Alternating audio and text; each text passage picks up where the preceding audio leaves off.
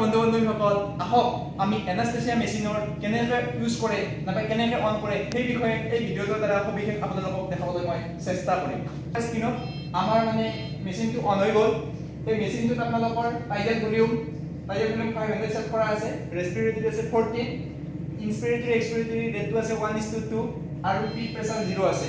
গতিকে আমি এই ক্ষেত্ৰত যদি এটো পেশেন্ট বুলি ধৰি লও তেতিয়া হলে আমি ভেন্টিলেটৰ যদি আমি অন কৰো নাইবা চলাও ভেন্টিলেটৰ তেতিয়া কেনেকা হ'ব আমি ভেন্টিলেটৰ মোডত দিছো ইয়াৰ লগে অক্সিজেনটো দিব লাগিব ফাৰ্ষ্টতে অক্সিজেন আমি 6 লেভেলত দিয়াৰ পিছত এই ভেন্টিলেটৰটোৱে কি কৰিব কাম কৰিবলৈ আৰম্ভ কৰিব। আপোনালোকে দেখিব পাৰে বৰ্তমান চাই লওক পেশেন্টটো উশাহ নিশাহ লৈ আছে। আমি উশাহ নিশাহ লৈ থকাটো কেনেকৈ গম পাম এইটো হয় এইটো আপোনাৰ আপডাউন হৈ আছে এইটো আপডাউন হৈ আছে। এই ক্ষেত্ৰত আমি এইটো পেশেন্টক ইউজ কৰা নাই আমি চেক কৰিবৰ কাৰণে ব্যৱহাৰ কৰিছো কাৰণ কি কেতিয়াবা সাৰ্কিটটো ইউজ কৰাৰ ক্ষেত্ৰত সাৰ্কিটটো বহুত লিক হৈ থাকিব পাৰে। লিক হৈ থাকিলে আমি যেতিয়া পেশেন্টটো লোৱাৰ আগত এইখিনি মোস্ট ইম্পৰ্টেন্ট হয় চেক কৰাটো।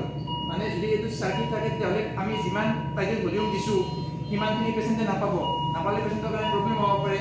সো এইটো ক্ষেত্ৰত আমি 500 দি আছো টাইটেল ভলিউম এতিয়া পাই আছে কিমান সেইটো চাবৰ কাৰণে এই স্ক্ৰীনত আপোনালোকে সব 544। গতিকে এইটো ক্ষেত্ৰত আমি কি গম পাও যে লিক নাই ঠিক আছে। এতিয়া যদি আমি টাইটেল ভলিউমটো চেঞ্জ কৰিব লগা হয় এটা 500 আছে কেতিয়াবা বডি ওয়েট হিচাপত টাইটেল ভলিউমটো কম বেছি হৈ থাকে। Generally 8 to 10 ml per KG body weight হিচাপত টাইটেল ভলিউমটো আমি সেট কৰা থাকে এটো 50 কিলোৰ কাৰণে। এতিয়া আমি যদি আমি টাইটেল ভলিউমটো কমাব লগা হয় সাপোজ আমি পেশেন্টৰ ওয়েট কম 300 টাইটেল ভলিউম দিছো তেতিয়াহলে ৰেস্পিৰেটৰি কি কৰিব লাগিব ৰেস্পিৰেটৰি ইনক্ৰিজ কৰিব লাগিব। সো এটা 14 আছে সো 22 মান কৰি দিলো তেতিয়া এই যেটো সিস্টেম এইটো আপোনালোকৰ অলপ পৰিৱৰ্তন হ'ব। আপোনালোকে চাব পাৰে এইটো ক্ষেত্ৰত সব আপোনালোকে ভিডিঅ'টোত সব এইটো মানে কম সময়ৰ ভিতৰতে আপডাউন হৈ আছে। এইটো আপোনালোকে এই সেম সময়তে চাব পাৰিব ঘনকৈ লৈ আছে আৰু বেছিকে লৈ আছে ঠিক আছে। সেই ক্ষেত্ৰত পিপটোৱে কি কাম কৰিব পিপটোৱে এটাই কাম কৰিব যদি আমি পিপ প্ৰেছাৰ 5 দি থৈ দিও তেতিয়াহলে আমাৰ যে লাংছ হয় যদি যে লাংছ থাকে সেই লাংছটো কলাপ নহয় এটা প্ৰেছাৰ কি ৰাখি থৈ দিয়ে এইটো হৈছে পিপ।